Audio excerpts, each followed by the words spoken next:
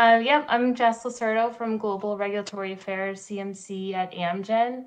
And I'd like to thank the organizers again for allowing me to speak today on this topic of PACMPs and considerations and strategic approaches for CMC. I'm following some excellent talks, that were touching on a lot of the same topics that I'm speaking to. So hopefully it just serves to reinforce what all the other speakers were discussing today.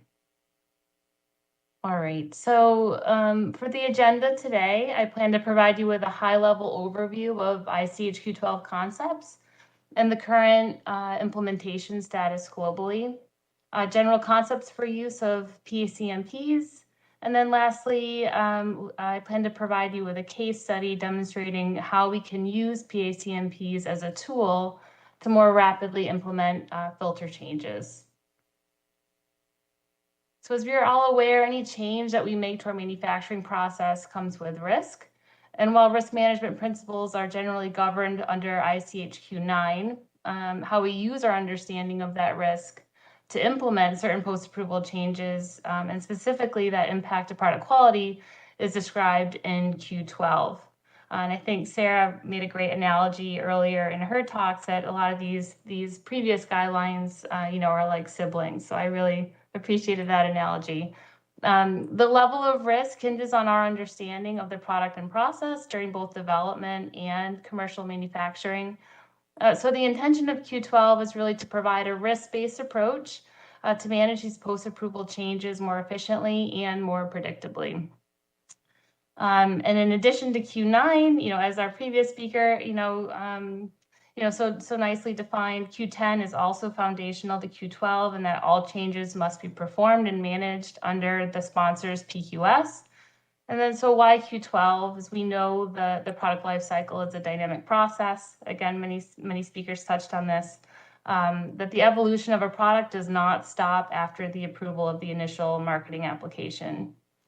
So management of post-approval changes is an essential part of the product life cycle, and that it supports continuous improvement of the product and manufacturing processes. It aligns the product and process with the latest scientific knowledge and current standards. It helps to reduce costs and resources that are needed to implement post-approval changes. And then most importantly, it ensures timely supply of medicines to patients. And then from a global implementation perspective, the final draft of Q12 guideline was adopted back in November of 2019, and the guideline is now in step 5 with regional efforts that are actually summarized in this bar graph.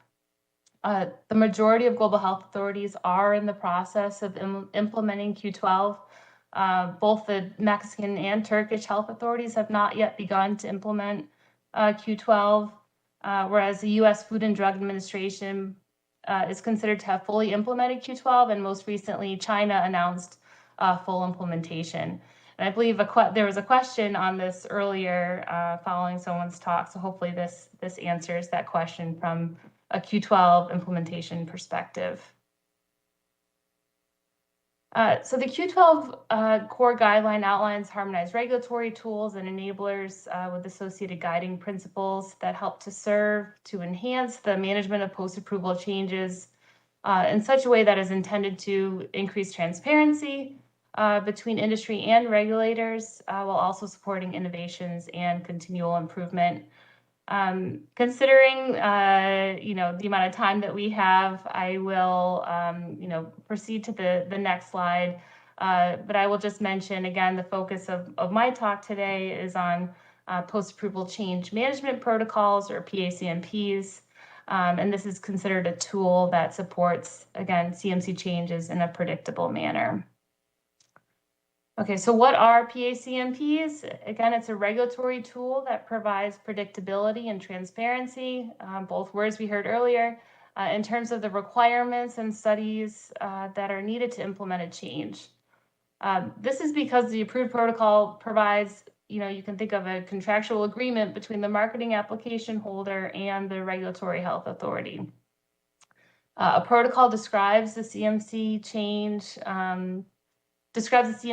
a marketing application holder intends to implement during the post-approval phase of development. how the change would be prepared and verified, including an assessment of the impact of the proposed change and the suggested reporting category in line with regional regulations and guidance. So in other words, a lower reporting category or shortened review period compared to a similar change procedure without an approved PACMP. The PACMP also identifies specific conditions and acceptance criteria that must be met as part of the change. And the PACMP will require approval by the health authority, and the conditions and the acceptance criteria that were set forth in the protocol must be met and communicated as previously agreed in order for the marketing application holder to implement the change. If the conditions that have been outlined in the PACMP are not met, then the previously approved reporting category would not be considered appropriate, and the existing regional guidance and local regulations should be followed in this instance. So now if we were to compare a traditional approach versus a PACMP, in a traditional approach to post-approval change submissions with no PACMP, the variation or change is reviewed as one whole package. So that's what I'm showing here on the left. The submission is filed according to existing guidance and reviewed as one full variation package, which you can consider to be the strategy and the results. And this is in contrast to what I'm showing on the right, where utilization of a PACMP follows a two-step approach, where the first step includes the essential elements or strategy of a PACMP, and I'll touch on those details on the next slide. But then in step two is where you present the results of those studies that were proposed in step one. Step one requires a prior approval of the PACMP, and then with step two, that allows the applicant to submit with a lower reporting category as per the approved PACMP. And lastly, a PACMP can be submitted as either a standalone submission or it can be part of the initial marketing application. So the development of a PACMP application is informed by an understanding of the product and process during process development and from the marketing application holder's manufacturing experience. So this would typically include a detailed description of the proposed change with any differences before and after the proposed change being clearly highlighted, ideally in tabular format. Based on the initial risk assessment, a list of specific tests and studies the sponsor intends to perform to evaluate the potential impact of the proposed change, such as characterization, batch release, and stability, and any proposed acceptance criteria. Discussion of the suitability of the proposed control strategy or any changes that are needed to the existing control strategy that are associated with the proposed change. Any other conditions to be met, such as process qualification steps that will be completed before implementation. It should also include any supportive data from previous experience with the same or similar products. It should note the proposed reporting category for the step 2 of the PACMP. And lastly, confirmation that any ongoing verification will be performed under the PQS. And this is really to provide assurance to the regulator that the sponsor will continue to evaluate and ensure there is no adverse effect of the change on product quality. Region-specific guidance has been published and includes those from US, FDA, and EMA. The US guidance document was finalized in October 2022 and uses the comparability protocol terminology. Q12 and the EU guidance utilize the PACMP terminology, and the concept was introduced in the EMA guidance back in 2010 through variations classifications. All right, so now I'd like to share with you a case study where we utilize these Q12 PACMP concepts to implement filter and resin change strategies to support rapid implementation for biomanufacturing. So as a background, we know that a reliable supply of our raw materials that we use in manufacturing is critical to maintain a robust supply chain so that we can serve patients globally. And with a shortage, regulatory complexity creates challenges due to these differences in the submission and the associated data requirements from various health authorities. And then to overcome this, one possible mitigation strategy may be to include building sufficient inventory to ensure continuous product supply. But these large inventories can actually increase the cost of production and also increase the risk that raw material lots exceed their shelf life before they can actually be used. Another mitigation strategy may be to diversify and create redundant raw material supplies by qualifying new raw material sources. But in this instance, the use of alternate raw materials may require approvals from multiple regulatory agencies, and this ultimately creates even further complexity to supply management. And in some cases, manufacturer may manufacture at risk while waiting for approvals as a second source supply. So these mitigation strategies really underscore an opportunity to take advantage of the available ICH Q12 tools to help mitigate raw material shortages in a more proactive manner, specifically using PACMPs. All right, so let's now talk about filter shortages, which was felt industry-wide when the COVID pandemic affected resupply of critical filters and chromatography resins that sponsors typically use in biologics manufacturing.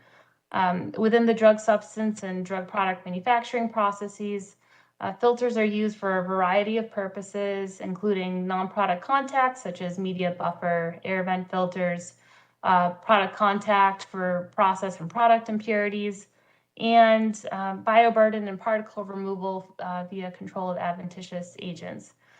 And given the criticality of some product contact filters in meeting product quality acceptance criteria and specifications, significant process characterization is performed before a product contact filter or resin is selected.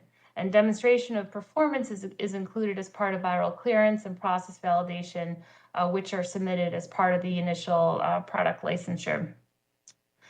But these characterization and qualification activities can often take more than 6 months to complete. So the proposed process characterization and filter validation studies and scale-down filters are necessary to support the use of alternate filters for bioburden reduction and sterile filtration steps. And these tables here summarize the data that will be used to support implementation of an alternate product contact filter. And I won't go into detail with each study, but we'll point out some key elements, in terms of the study design strategy. So the maximum filtration time is established based on media fill validation, and the filter validation package would be applied to the new alternative filters. And in addition, companies would perform at least one at-scale process confirmation run per product incorporating the new alternate filter to confirm no impact to the drug product manufacturing process or product quality attributes, which would be achieved through lot release or by homogeneity of critical product quality attributes throughout the batch. Microbial retention ability of sterile filters is also critical in ensuring product sterility. But oftentimes the microbial validation scale-down studies are typically a major bottleneck to the submission of the data package, as this can take typically 6 to 12 months to complete. So in this case, it is proposed that a manufacturing scale study be performed at target conditions for the initial submission, with a microbial retention validation data package being submitted later to justify the process parameter acceptable ranges. So in terms of the submission strategy as it applies to this case study, a PACMP as a prior approval supplement or a PAS would be submitted in the US, for example. It would contain a description of the assessment for confirmatory testing at scale and provide the process characterization data from scale down studies, and the filter validation data, which the full scope of data was provided on the previous slide. Approval of the PACMP would also include a commitment to provide the at-scale data, including in-process, lot release, and one ad hoc stability lot. And it would also contain the proposed lowered reporting category, which in this case study is the annual report of minor changes in the US, or ARMC.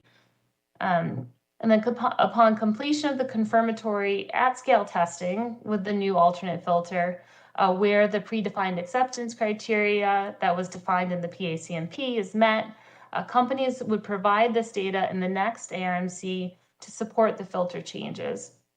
And so ultimately, this would allow the company to immediately implement the filter change upon completion of the confirmatory testing. And so what does this look like from a timeline perspective? The PACMP approach certainly provides, timeline advantages over the traditional filing approach. By providing the at-scale confirmatory data at the time of the Step 2 submission, or the ARMC in this scenario, the PACMP strategy saves approximately 4 to 6 months before initiation of the filter change, as indicated by the red triangle. The traditional approach would have required the full data package, including the at-scale validation of the new filter, delaying the submission and approval timeline. So to justify lower reporting categories for a change, there are several prerequisites for a PACMP approach to change management. Lowered reporting categories can be supported when the acceptance criteria as defined in the protocol are met, when manufacturing and testing is executed. An understanding of the impact of the change on the product or process has been demonstrated. GMP status of the manufacturing facility is compliant and can support an inspection. And as described in the beginning, a robust PQS is required to support Q12 implementation. And lastly, for changes that may have high impact to product quality, non-clinical safety, PK safety, and efficacy studies are required to understand changes that may have high impact to product quality. And in general, changes that would require these supportive data are typically not suitable for PACMPs. I moved along pretty quickly, but to summarize, PACMPs can be successfully used as a tool to demonstrate and justify a less burdensome reporting category. They can be submitted as part of the original marketing application or as a standalone prior approval submission. Implementing Q12 provides a proactive approach to change management in that it enables a sponsor to receive earlier feedback from a health authority. There is improved predictability for implementing CMC changes. There is quicker implementation and earlier distribution of products with CMC changes, so improved speed to patient. And lastly, it is a more efficient management of supply chains. All right, and with that, that is all I had for you today. And thank you all for your time, and I'm happy to take any questions. Thank you.